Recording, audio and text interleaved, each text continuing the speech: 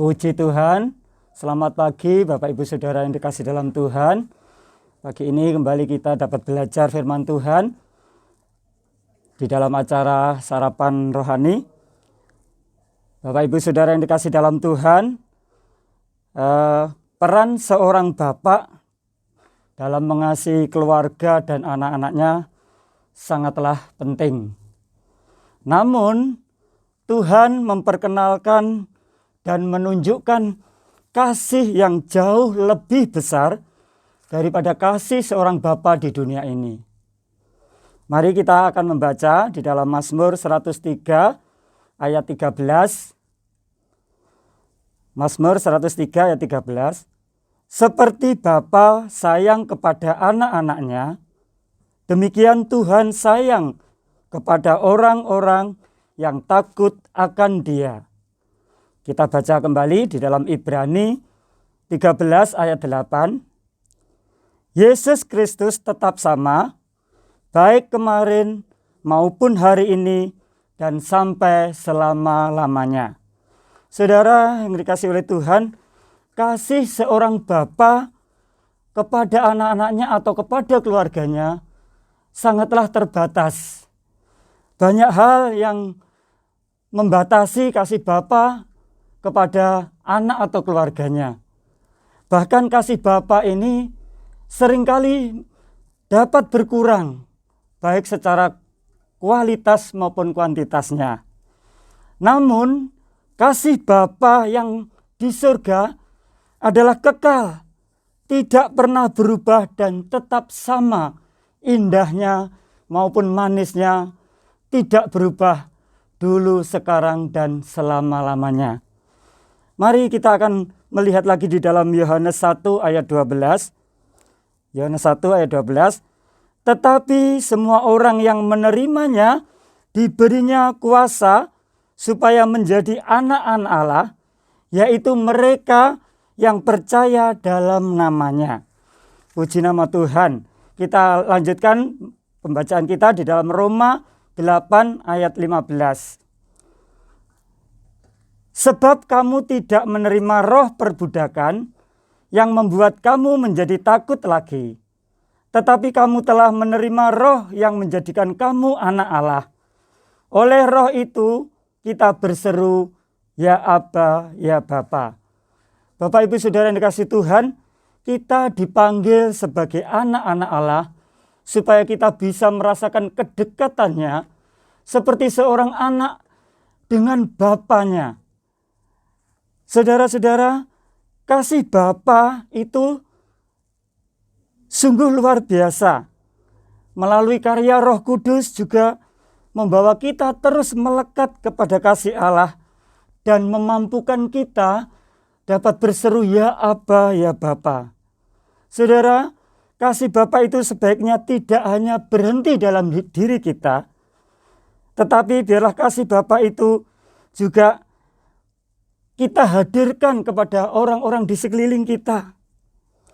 Jadi kasih bapa pertama-tama harus hadir dalam diri kita terlebih dahulu.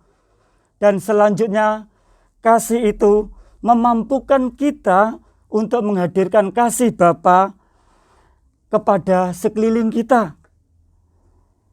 Pagi ini kita mau belajar bagaimana kasih Bapa di dalam Tuhan Yesus mampu mengubah hati seseorang yang berdosa menjadi bertobat. Tentunya Bapak Ibu Saudara yang dikasihi oleh Tuhan masih ingat akan kisah Sakius. Ketika Sakius ingin melihat siapa itu Yesus, Sakius mengalami hambatan karena orang banyak di sekeliling Tuhan Yesus. Namun Sakius berusaha untuk memanjat pohon ara.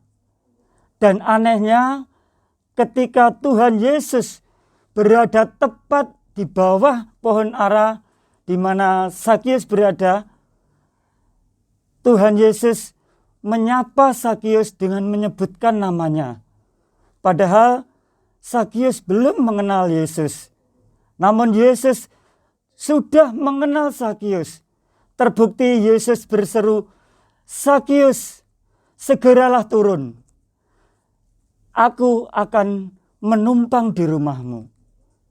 Bapak Ibu Saudara yang dikasihi Tuhan, mendengar perkataan Yesus ini, hati Sakius bagaikan disiram air es.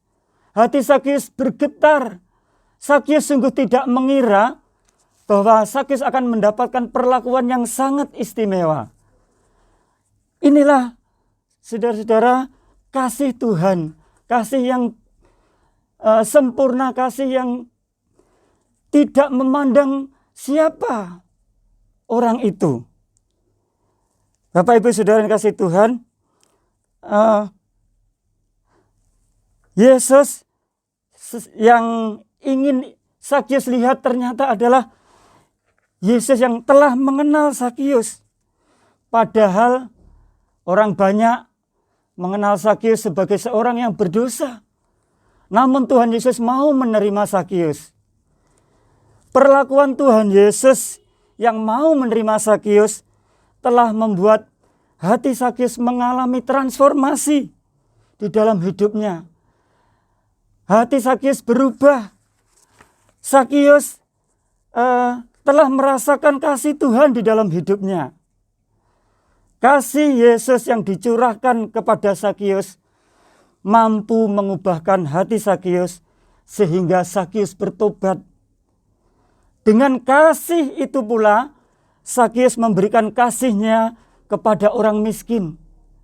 Bahkan Sakius berjanji akan mengembalikan 4 kali lipat kepada setiap orang yang pernah ia peras. Saudara-saudara, sungguh luar biasa terjadi suatu perubahan dalam diri Sakius. Melihat perubahan pada diri Sakius, Yesus mengatakan bahwa dia sekarang anak Abraham. Artinya bahwa dia telah menjadi warga kerajaan surga. Sakius telah hidup dalam kasih, sebab ia telah merasakan kasih Bapa. Kasih Bapa sanggup mengubah hati seseorang. Kasih Yesus yang sempurna, kasih yang tanpa syarat. Karena kasihnya lah Tuhan Yesus juga mau menderita di atas kayu salib untuk kita semua. Saudara-saudara yang dikasihi oleh Tuhan, jika kita telah merasakan kasih Yesus, maka kita pun akan mampu membagikan kasih itu kepada orang lain. Yesus hidup di dalam kasih. Yesus menjadikan dirinya teladan di dalam kasih. Lalu bagaimanakah dengan kita? Kita akan membaca sekali lagi di dalam Yohanes 15 ayat 12 sampai 13.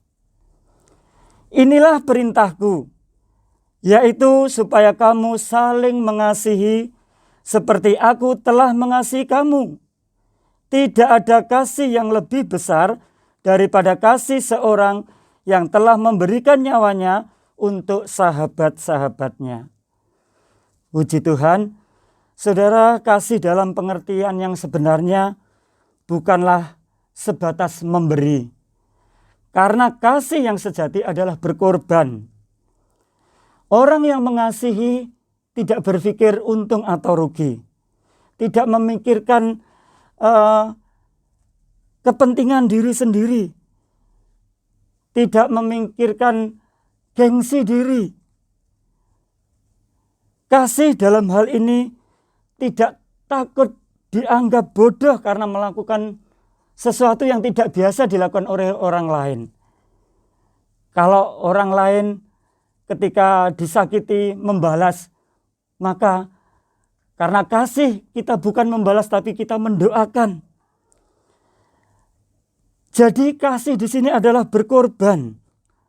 Berkorban bukan cuma berbicara harta, tetapi berkorban juga meliputi waktu, tenaga kita, pikiran kita, bahkan perasaan kita. Bapak, Ibu, Saudara yang dikasihi oleh Tuhan Yesus, saat ini izinkan Yesus masuk dalam hati kita. Izinkan Yesus menjamah hati kita. Izinkan Yesus mentransformasi hidup kita sebagaimana kasih yang diterima oleh Zakius. Sehingga kita sebagai anak-anaknya dimampukan untuk kita menjadi anak-anaknya yang dapat saling mengasihi.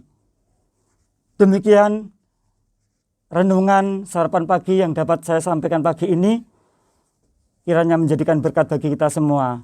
Tuhan Yesus memberkati.